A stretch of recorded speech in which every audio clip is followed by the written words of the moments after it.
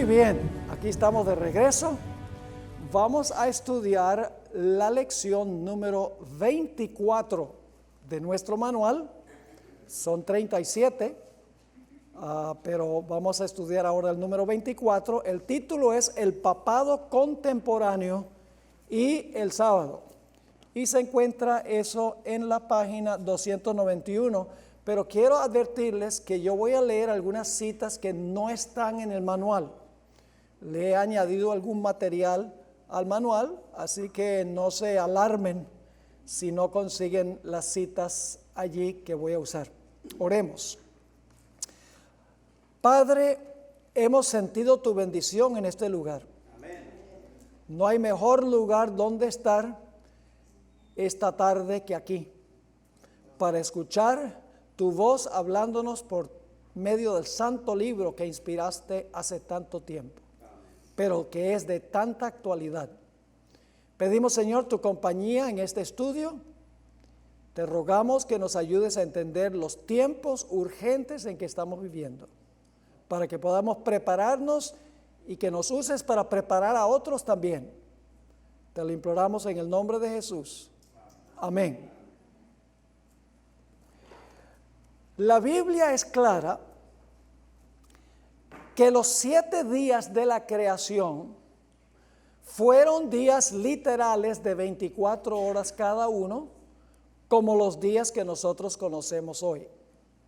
No fueron largos periodos de tiempo de miles o de millones de años. Ahora, ¿qué evidencia tenemos que los días de la creación fueron días literales? Vamos a mirar varias formas en que podemos saber que los días fueron literales. Y ustedes van a ver a medida que estudiamos por qué razón estoy recalcando esto al comienzo de nuestro estudio.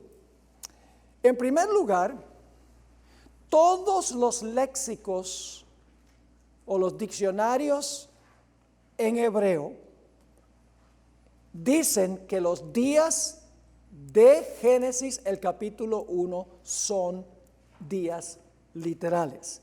No hay ni un solo diccionario, puede haber uno de los testigos de Jehová tal vez, pero no hay un diccionario de expertos en el idioma hebreo que no digan que los días de la creación que se menciona en Génesis 1 fueron días literales. En segundo lugar, la expresión tarde y mañana indica que fueron días literales. Sería ridículo decir, y fue la tarde y la mañana del primer millón de años. Tarde y mañana tiene que ver con el levantar y el ocultar del sol. La expresión indica que los días fueron literales. En tercer lugar, cada día tiene un calificativo numeral. Fue el día primero, día segundo, día tercero. En el Antiguo Testamento, cada vez que aparece la palabra día con un calificativo numeral, siempre se refiere a un día de 24 horas, sin excepción. Así que podemos saber que como los días de Génesis tienen calificativo numeral, tienen que ser días de 24 horas cada uno. El siguiente punto es que el cuarto mandamiento comprueba que los días de la creación fueron literales. Y ustedes dicen, ¿cómo sabe que el cuarto mandamiento dice que fueron literales? Bueno, no tenemos casi ni pensar para saberlo. Porque el cuarto mandamiento dice que nosotros debemos trabajar 6 y reposar el séptimo, porque Dios trabajó 6 y reposó el séptimo. Si los días de la creación fueron millones de años, ¿cómo podemos seguir el ejemplo de Dios en trabajar 6 y reposar el séptimo? El cuarto mandamiento indica que los días de la creación fueron días literales. También hay una expresión que se usa 4 veces en el relato de la creación, los versículos 7, 11, 15 y 24 del capítulo 1, y es la expresión, y fue así. Esa es una expresión que indica que fue inmediato, fue rápido, y fue así. No sería lógico decir que Dios tomó 2 millones de años y fue así. El siguiente punto es que el Salmo 33 y el versículo 6 al 9 usa un lenguaje que no se puede entender sino literalmente. Dice allí que Dios habló y existió. Dios mandó y fue hecho. No hay ninguna indicación allí de que los días de la creación duraron millones de años.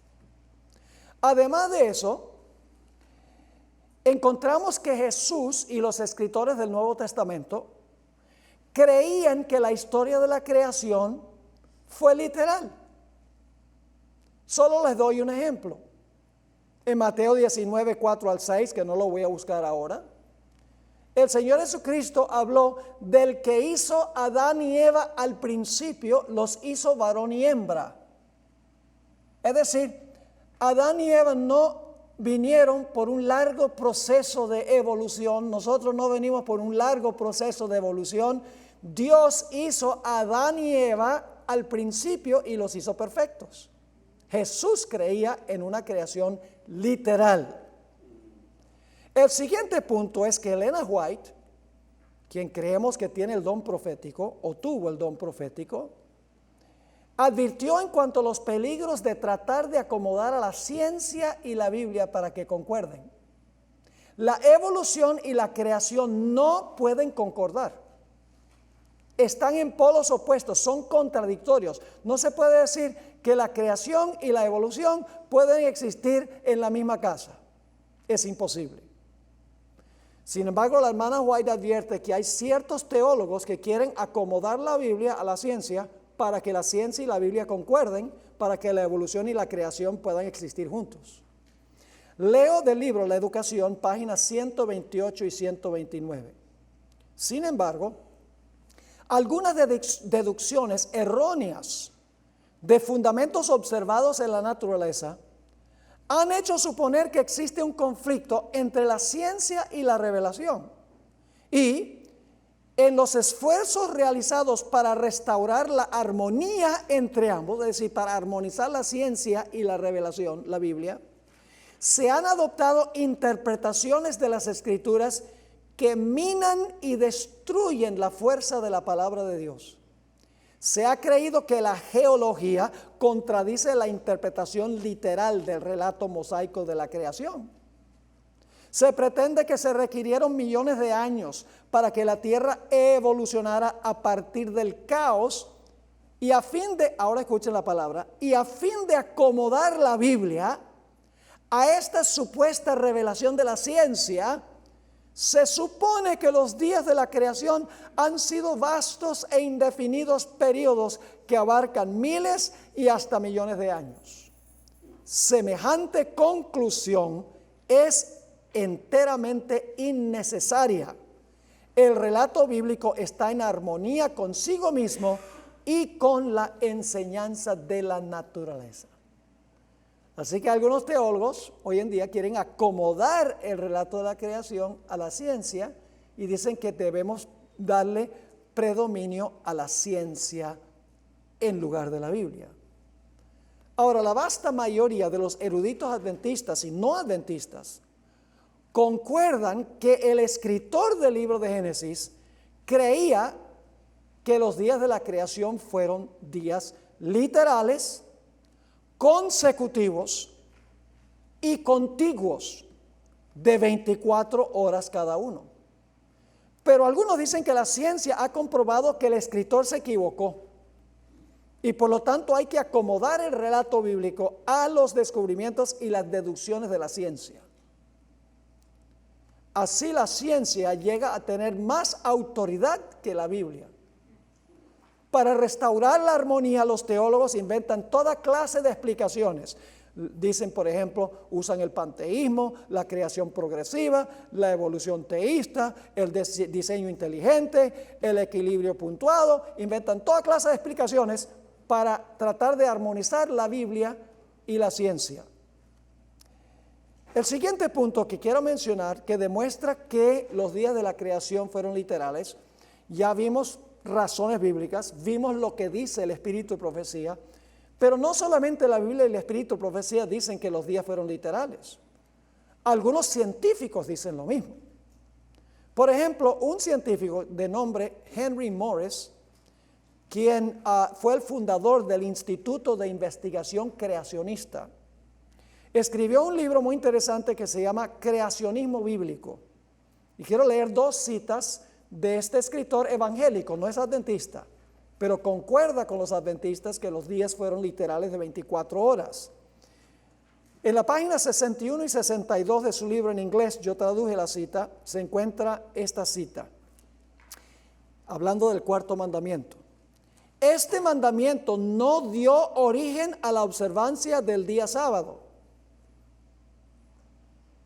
Es decir, el cuarto mandamiento no da origen al sábado, pues ya se había observado desde la misma semana de la creación, cuando Dios bendijo el séptimo día y lo santificó porque había reposado de toda la obra que había creado y hecho. Él dice, el sábado halla su fundamento en la creación, como dicen los adventistas. Dicho sea de paso, Henry Morris era amigo de los adventistas. Lamentablemente, él escribió esto y luego entonces dijo, pero el problema es que nosotros no podemos saber que el sábado de hoy es el mismo sábado que existía en la creación, así que tenemos que escoger cualquier día. Pero por lo menos dice que los días fueron literales. Aquí hay otra cita, Creacionismo Bíblico, página 253, el libro en inglés, yo traduje la cita. Aun cuando el Creador había santificado el sábado para todos los seres humanos, con el transcurso de los siglos, el día llegó a asociarse casi exclusivamente con las ceremonias de la nación de Israel. Pero cuando el Creador se encarnó en la persona de Jesucristo, Él subrayó que nunca fue la intención de Dios que el sábado fuese tan solo un rito religioso de los judíos, como lo habían distorsionado los fariseos, sino una institución para el bienestar de todos los seres humanos. Qué admisión tan interesante de un evangélico, que el sábado en la creación fue hecho para todos los seres humanos y no solo para los judíos. Cuando yo llegué a la iglesia de Fresno hace unos 23 años para pastorear esa iglesia, estuve ahí 20 años pastoreando esa iglesia, yo heredé a un pastor asociado que ya estaba allí. Un día estaba en conversación con este pastor adventista asociado y un día me preguntó, me dijo, ¿tú crees que el mundo fue creado en 6 días literales y que el séptimo día fue literal y que la muerte vino como consecuencia del pecado? Yo le dije, claro que sí. Me dijo, yo no. La columna geológica demuestra sin duda alguna que el mundo llegó a existir por evolución a través de millones de años y que la muerte existía mucho antes que entrara el pecado en el mundo animal. Le pregunté entonces, ¿qué haces entonces con la historia de Génesis? A donde dice que la muerte vino por el pecado de un hombre y que los días de la creación fueron literales de 24 horas. Me quedé pasmado por lo que me dijo. Me dijo, no me entiendas mal. Yo creo que el escritor de Génesis creía que los días eran de 24 horas. Pero la ciencia ha demostrado que estaba equivocado. Y por lo tanto la ciencia tiene que corregir el relato bíblico. Pastor asociado de la Iglesia Adventista. Y en algunas de nuestras instituciones están jugando con fuego. Porque vamos a ver que es muy serio reinterpretar la historia de la creación y decir que ocurrió durante millones y billones de años. Ahora queremos hablar por unos momentos sobre 2 papas y lo que ellos tienen que decir en cuanto al relato de la creación. A pesar de que la Biblia, sin excepción, se refiere al sábado como el día de reposo del Señor, los papas Juan Pablo II, en su carta pastoral Dies Domini, que ya estudiamos, y Francisco I en su encíclica Laudato Si, han declarado abiertamente que el sábado era de los judíos y que ahora el domingo es el sábado cristiano. De hecho, ni Juan Pablo II, ni Francisco I creen que el relato de la creación ocurrió literalmente como está escrito en el libro de Génesis. Ambos han declarado que el relato de Génesis 1 y 2 es simbólico y que el hombre llegó a existir por un largo proceso de evolución que tomó millones de años. Eso enseñan dos de los grandes papas, si es que se le puede aplicar la palabra grande, en los últimos años: Juan Pablo II y Francisco I. El Papa Juan Pablo II dio un discurso a la Academia Pontificia de las Ciencias el 22 de octubre de 1996. Y ustedes tienen esta cita allí en el manual. Voy a leer esa cita, pero antes les ofrezco una explicación. El Papa Pío XII fue un individuo que escribió una encíclica que se llama Humane Generis, es decir, el origen del hombre. Escribió esa encíclica en 1950. Y él dijo que sería aceptable para la iglesia creer que el hombre llegó a existir por evolución siempre y cuando se aceptara la idea de que cuando la evolución alcanzó el nivel de un simio bien desarrollado, Dios intervino para darle un alma al simio para que pudiera llegar a ser humano. Es decir, abrió la puerta ante la posibilidad de que la evolución concordara con la Biblia. Ahora, explico eso porque ahora voy a leer la cita de Juan Pablo II donde se refiere a esta encíclica. Hoy, dice Juan Pablo II, casi medio siglo después de la publicación de la encíclica, los nuevos descubrimientos nos han llevado a reconocer que la teoría de la evolución no es tan solo una hipótesis. Es extraordinario que esta teoría ha sido progresivamente aceptada por los investigadores como resultado de una serie de descubrimientos en los varios campos de estudio. La convergencia de los descubrimientos, en otras palabras, cada disciplina hizo sus estudios y todos llegaron a la misma conclusión. La convergencia, ni buscada ni fabricada, de los resultados de estas investigaciones que se condujeron independientemente una de la otra, es en sí mismo un argumento significativo en favor de la teoría. Juan Pablo II está diciendo que la evolución estaba diciendo que la evolución no solamente es una hipótesis, y dice que los estudios que se han hecho en las diferentes, la biología, la microbiología, la química, etcétera, cada uno independientemente estudiando este asunto, llegando a la misma conclusión, indica que la teoría de la evolución es más que una teoría, es más que una hipótesis. Quiero leerles un comentario que hizo un periodista en el Chicago Tribune, que es un periódico de Chicago, el más importante del área de Chicago.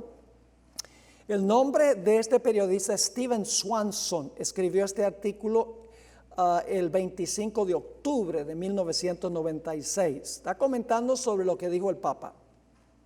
En una declaración importante sobre la posición de la Iglesia romana en cuanto a la evolución, el Papa Juan Pablo II anunció que la teoría es más que una hipótesis y que la evolución es compatible con la fe cristiana. En un mensaje que escribió a la Academia Pontificia de las Ciencias, el Papa dijo que la teoría de la evolución ha sido reforzada por estudios y descubrimientos científicos que se han hecho desde el tiempo de Charles Darwin. Ahora, el escritor va a reconocer que lo que está diciendo el Papa es absurdo. Fíjense lo que escribe.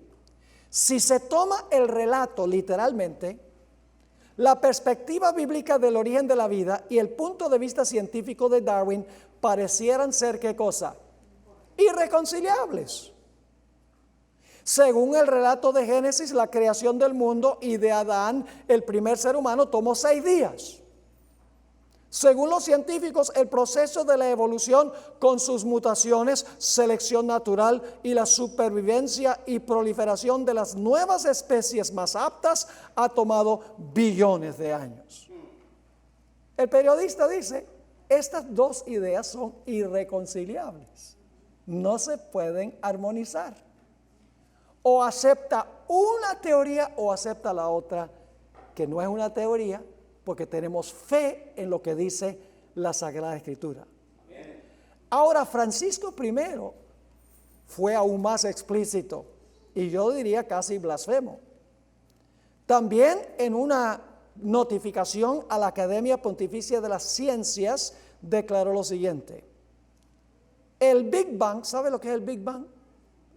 Que el universo se originó con una gran explosión hace 13,7 billones de años. Stephen Hawking fue el que hizo esto famoso. Es decir, todo el universo en realidad estaba comprimido en un poquito de masa. Y entonces hubo una explosión y el universo comenzó a expandirse y todavía hoy está en proceso de expansión.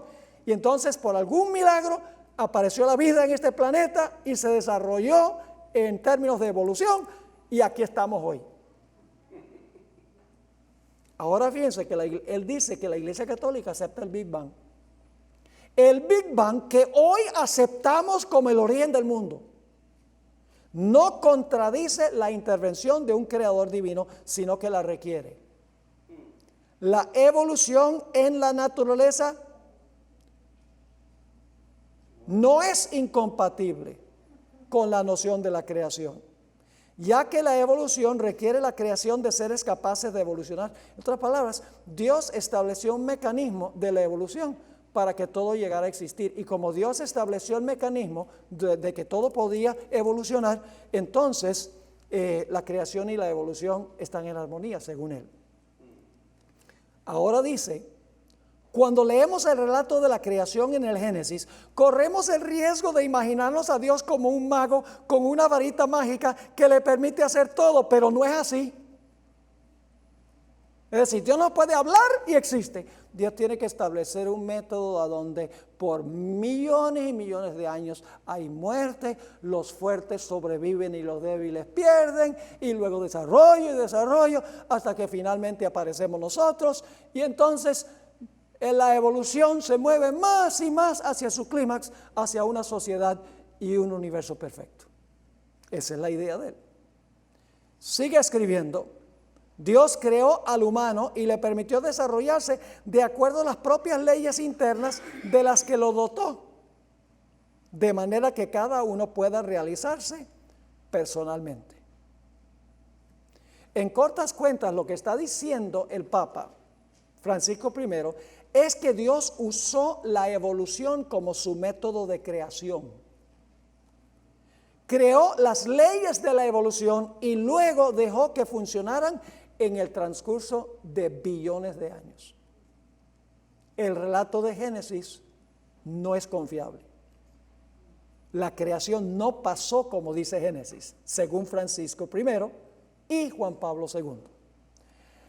Ahora, ¿cuán serio es este asunto? Podríamos preguntar, ¿qué importa? Si Dios estableció el mecanismo de la evolución, todo llegó a existir, o creer en el relato de Génesis donde dice que Dios creó todo perfecto en 6 días, reposó el 7º día. ¿Qué importa? Hermanos y hermanas, tiene grandes implicaciones. Si la historia de Génesis 1 y 2 no es literal, tenemos un serio problema con el matrimonio. Porque el matrimonio entre un hombre y una mujer, como plan de Dios, se basa en el hecho de que Génesis dice que Dios casó a Adán con Eva. Si usted no cree que Dios estableció el matrimonio, como dice Génesis, entonces desaparece el matrimonio entre un hombre y una mujer. Y por eso cuando le preguntaron a Francisco I qué creía él en cuanto al matrimonio de homosexuales, dice, ¿quién soy yo para juzgar? Segundo, yo pregunto, ¿el relato de la creación hace una distinción de género? Dios creó varón y hembra. ¿Cuántos géneros hay? 2, no 50. Hoy en día, si una persona dice, bueno, yo soy un híbrido de Marte. Déjenlo que diga eso. ¿Quién le va a decir que no? ¿Por qué? Porque no se cree lo que Dios hizo en la creación. Dios distinguió 2 géneros, pero hoy en día la gente dice, no, son muchos, porque no creen en el relato de la creación. ¿Sobre qué se basa la observancia del sábado? Sobre la creencia que hubo 6 días de trabajo y Dios reposó el 7º día literal. ¿Qué pasa con el sábado si el relato de la creación no ocurrió literalmente como dice Génesis? Desaparece el sábado. ¿Tiene graves implicaciones esto? Gravísimas implicaciones. Dicho sea de paso, y no me voy a meter mucho en esto, pero el libro de Génesis, el relato de la creación, según los escritos del apóstol Pablo, define claramente la distinción de funciones que debe desempeñar el hombre y que debe desempeñar la mujer. Que el hombre es la cabeza. Lo dice el apóstol Pablo refiriéndose al relato de la creación. Pero hoy en día, todo el mundo quiere igualitario. Todo el mundo tiene la misma función. ¿Por qué? Porque se duda el relato de la creación.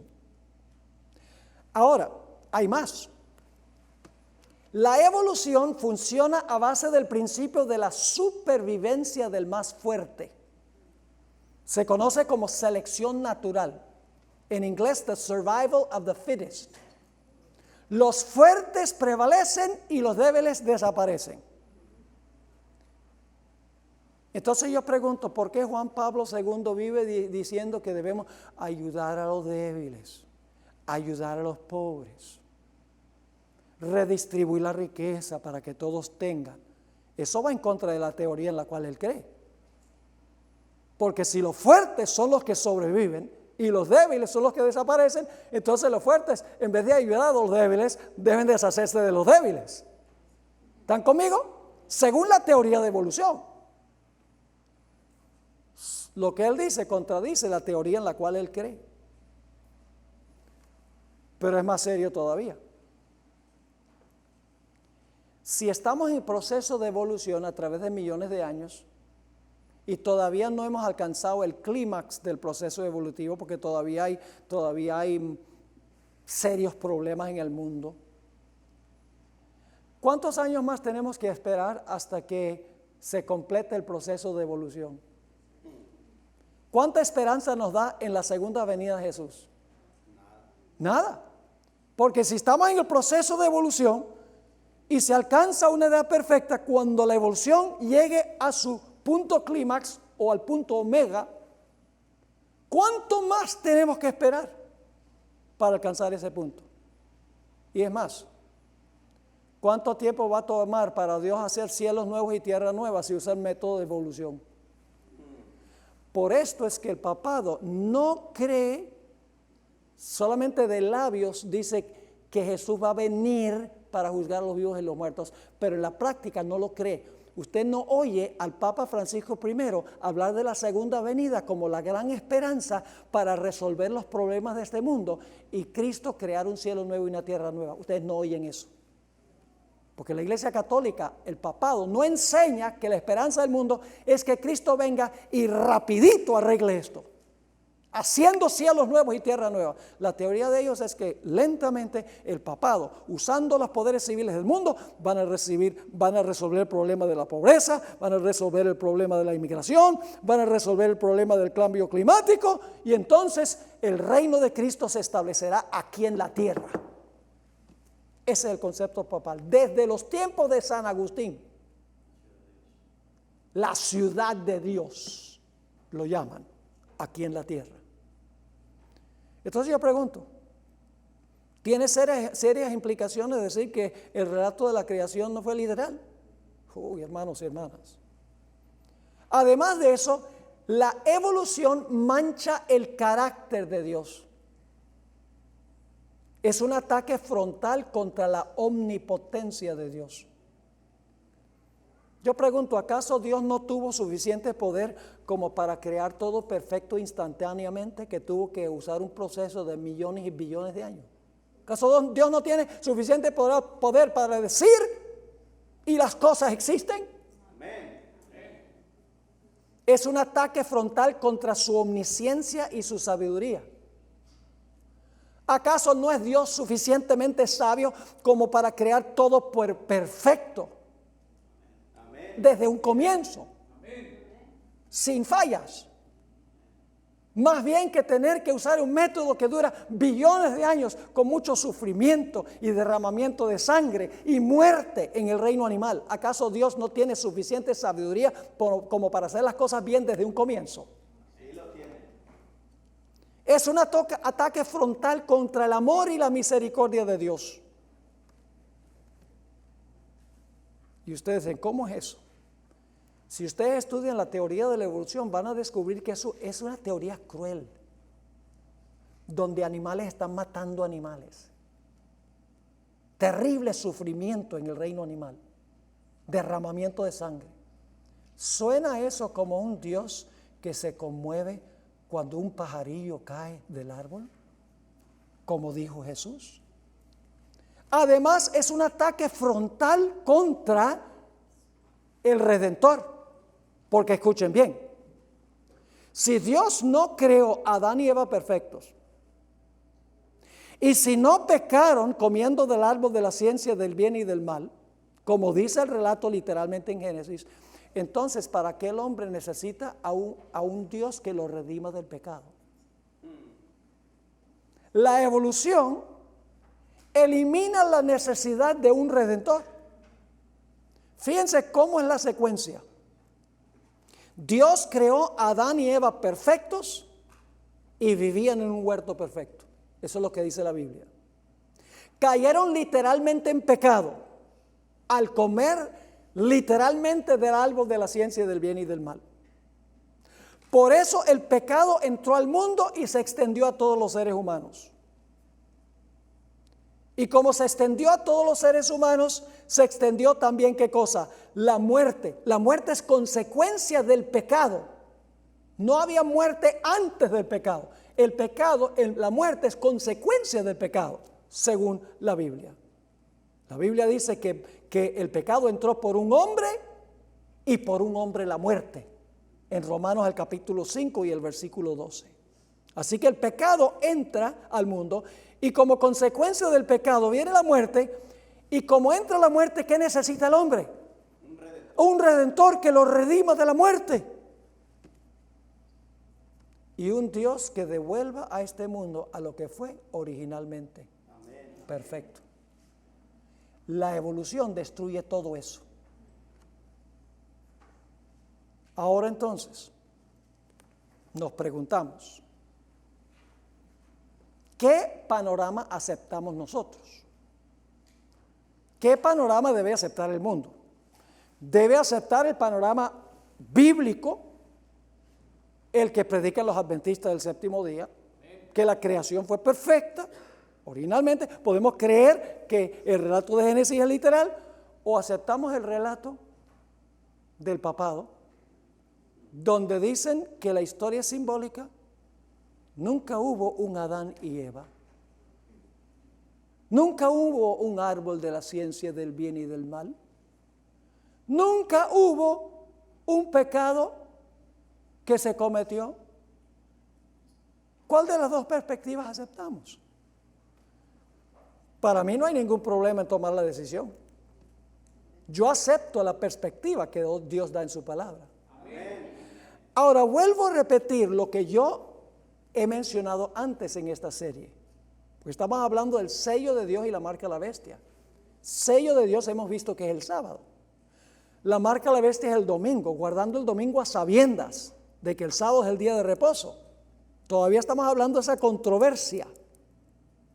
La gran prueba final que vendrá sobre el mundo no tiene mayormente que ver con días, sino con autoridad. La observancia del sábado será una señal de obediencia a la autoridad de Dios. Y la observancia del domingo será una señal de obediencia a la bestia. Si guardamos el sábado, estamos reconociendo la autoridad de Dios que estableció el sábado. Y si guardamos el domingo, estamos reconociendo la autoridad de la bestia que profesa haber cambiado el día. Ahora voy a compartir con ustedes algo muy triste. Y es que los protestantes, cuando se originaron en el siglo XVI, con la reforma de Lutero, de Calvino, de Zwinglio, el protestantismo nunca pudo despojarse completamente de las enseñanzas de la Madre Iglesia. No pudo. Los protestantes conservaron varias doctrinas que los vinculan con la Madre. No se separaron completamente del catolicismo. Y por eso algún día, y lo está sucediendo ahora, van a regresar a mamá. Escuchen esta cita de John O'Brien. Escribió un libro, The Faith of Millions, la fe de millones. Fue profesor de la Universidad de Notre Dame, allá cerca de la Universidad de Andrews, en South Bend, Indiana. Y le saca en cara a los protestantes que por qué guardan el domingo ellos. Fíjense lo que dice: siendo que el sábado y no el domingo se especifica en la Biblia, ¿no es curioso que los que no son católicos y quienes profesan tomar su religión directamente de la Biblia y no de la iglesia observen el domingo en lugar del sábado?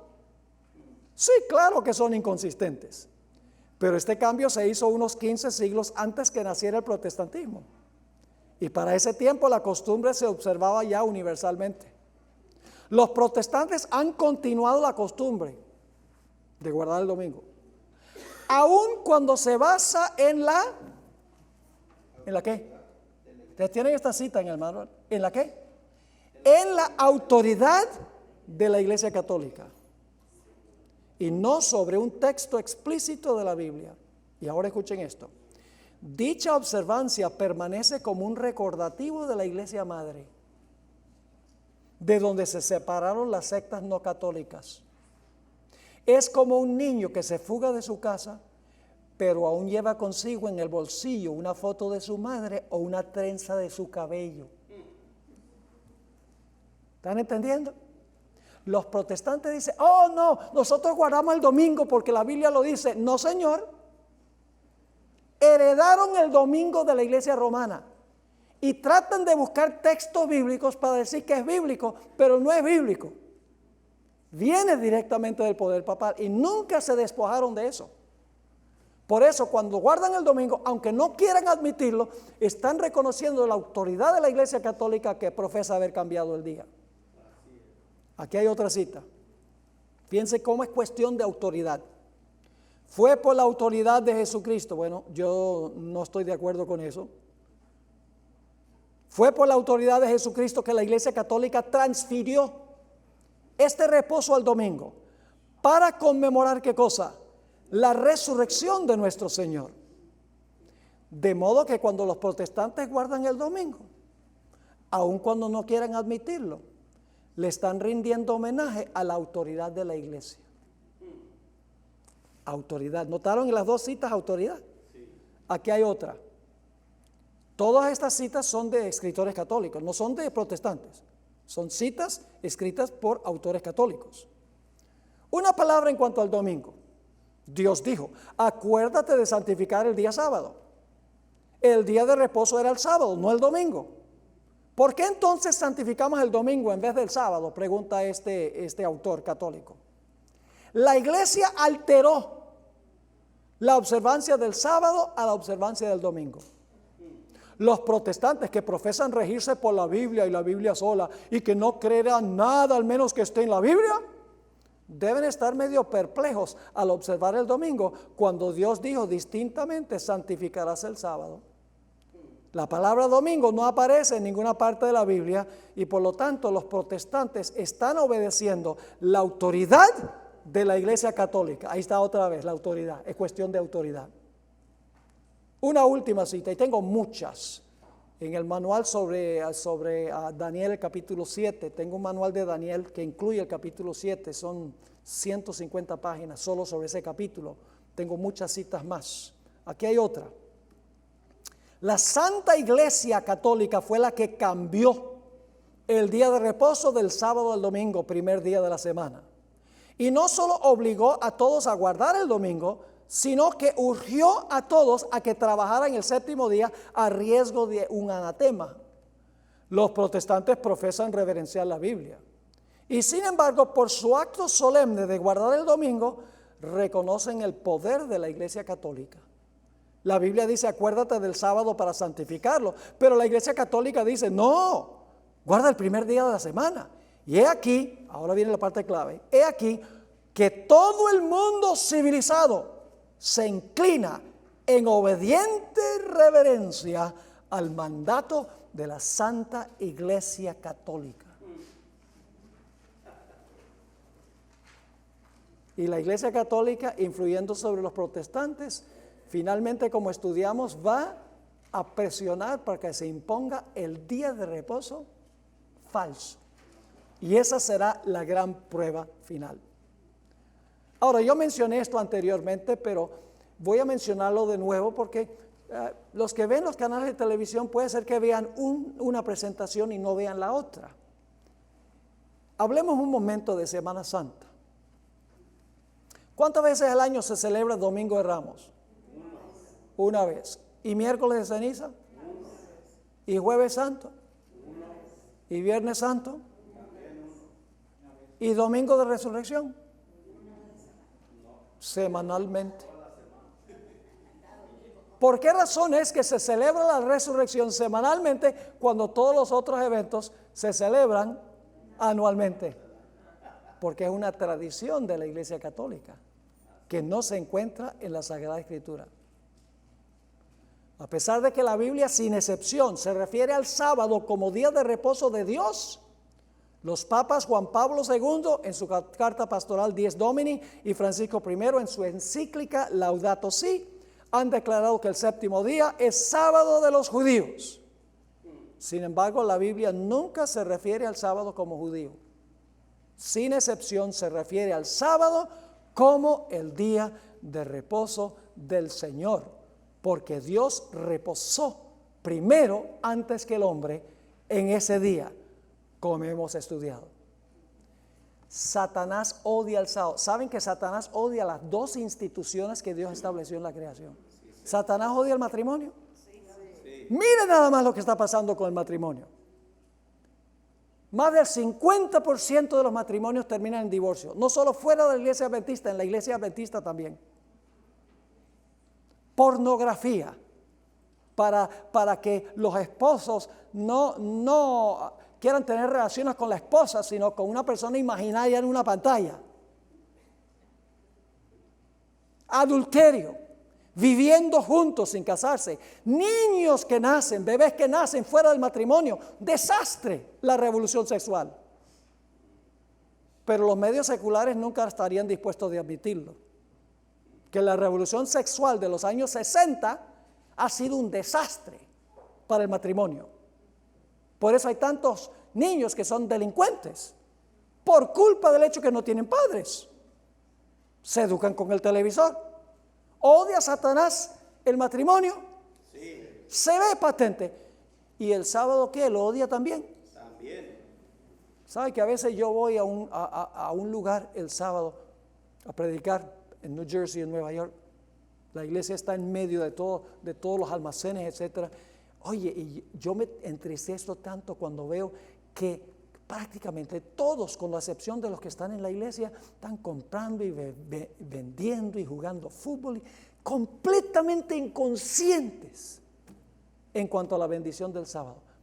Por eso es que la sociedad ha olvidado a Dios. Y dicho sea de paso, tanto el matrimonio como el sábado son ilustraciones de la relación entre Dios y su pueblo. Y Satanás odia cualquier institución que revele la relación que tiene Dios con su pueblo. Ahora, ¿cómo ha hecho Satanás para tratar de borrar el sábado? Los evangélicos, al igual que los papas más recientes, afirman que es parte del viejo pacto que se aplica solo a los judíos. Esa es una forma en que Satanás se deshace del sábado. Por la propia iglesia cristiana, tal llamada cristiana. También lo hace por medio de las instituciones educativas. Los científicos que han proliferado en el mundo secular la idea de que el mundo llegó a existir por evolución. Además de eso, el papado y las iglesias protestantes liberales, que son, si usted encuentra una iglesia que tiene la palabra unida, esa iglesia liberal, luteranos unidos, metodistas unidos, presbiterianos unidos, Iglesia de Cristo unida, son personas que ya no creen en la plena inspiración de la Biblia. Esas iglesias protestantes han adoptado también la teoría de la evolución. ¡Qué esperanzas! Nosotros a veces pensamos que la forma que Satanás se va a deshacer del sábado es a través de la persecución. Va a perseguir a los que guardan el sábado. Pero ¿saben algo? Ese es solo el último recurso de Satanás. Satanás ya tiene a todo el mundo creyendo en la teoría de la evolución. Y lo que va a suceder es que va a haber un grupito que no lo acepta, que sigue guardando el sábado, como dice la Biblia. Y entonces Satanás va a decir, tengo todo el mundo a mi lado, pero hay este grupito de gente rebelde. Tenemos que usar el último recurso, matarlos. Pero ese es el último recurso. Nosotros pensamos que la manera en que Satanás va a deshacerse del sábado es matando a los que guardan el sábado. Pero ha tenido mucho éxito con otros métodos primero. Ese es solamente su último recurso o the final solution. Ahora, en este contexto, hermanos y hermanas, debemos comprender la importancia del nombre de nuestra iglesia. Esto ustedes no lo tienen en el manual. Voy a cubrir esto rápidamente. El 26 de septiembre de 1860 se celebró un comité en Battle Creek, Michigan, con el fin de darle un nombre a la iglesia que había surgido del gran chasco de 1844. Hasta 1860 esta iglesia no tenía nombre. Entre los miembros de este comité se encontraban los hermanos Loughborough, Hewitt y el hermano Poole. Varios ministros que estaban en ese comité dijeron, nosotros debemos llamarnos Iglesia de Dios. El pastor Loughborough objetó. Dijo, todas las iglesias dicen que son iglesia de Dios. ¿Qué hay de distintivo en eso? Después de mucha discusión, el hermano Poole hizo la siguiente proposición. Resuelto que nos llamemos adventistas del séptimo día. Con un solo voto disidente se aceptó la propuesta. El individuo que votó en contra fue el que había dicho que la iglesia debía llamarse Iglesia de Dios. El 23 de octubre de 1860, solo unos pocos días después, apareció en la Review and Herald, que es la revista adventista, página 179, la siguiente explicación. El nombre Adventistas del Séptimo Día se propuso como un nombre sencillo que expresa nuestra fe y posición. Piénsenlo bien. El nombre Adventistas del Séptimo Día demuestra que nosotros creemos en un comienzo divino, como lo dice Génesis. Amén. Y creemos en un fin divino y sobrenatural en la segunda venida de Jesús. Amén. En un mundo que no cree ninguna de las dos cosas. Por eso se escogió el nombre. Ahora, la hermana White escribió algo sobre la adopción del nombre. Es largo, pero lo voy a leer. Esto se encuentra, a ver si anoté, Testimonios para la Iglesia, capítulo 42. Escribió ella, recibí una revelación acerca de la adopción de un nombre por el pueblo remanente. Se me presentaron dos clases de personas. Una abarcaba las grandes organizaciones cuyos miembros profesan ser cristianos. Estos hollaban la ley de Dios bajo sus pies y se postraban ante una institución papal. La otra clase, en la cual había pocas personas, se prosternaba ante el gran legislador. Observaba el cuarto mandamiento. Los rasgos peculiares y prominentes de su fe eran la observancia del séptimo día y la espera de la aparición de nuestro Señor en el cielo. El conflicto se desarrolla entre los requisitos de Dios y los de la bestia. El primer día, institución papal que contradice directamente el cuarto mandamiento, ha de ser usado todavía como una prueba por la bestia de dos cuernos. Y entonces la solemne amonestación de Dios declara la penalidad en que incurren los que se postran ante la bestia y su imagen.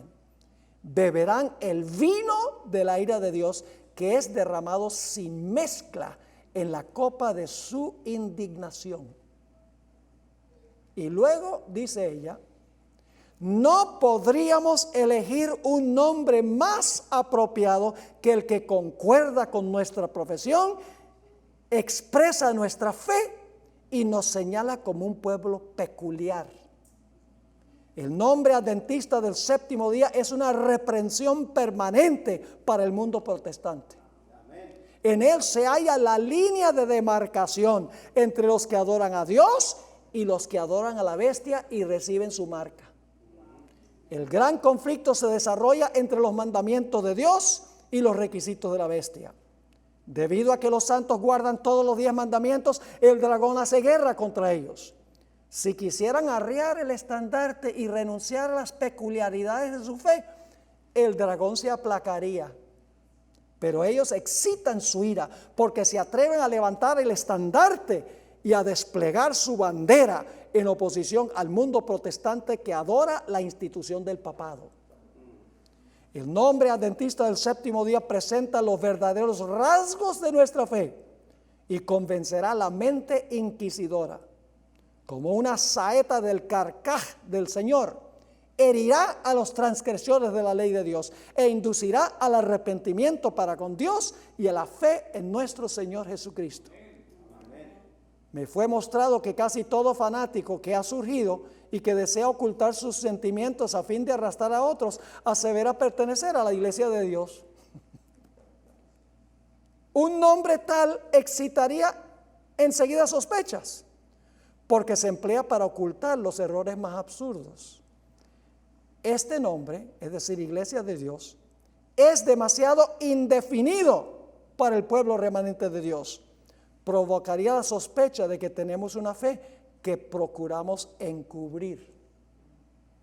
Ahora voy a leerles una última cita donde el hermano White predice que dentro de nuestra propia iglesia se van a levantar movimientos para tratar de ocultar este rasgo distintivo de la iglesia adventista, el sábado, y no hacerlo prominente, porque podemos más bien, mejor ganar a otros de afuera.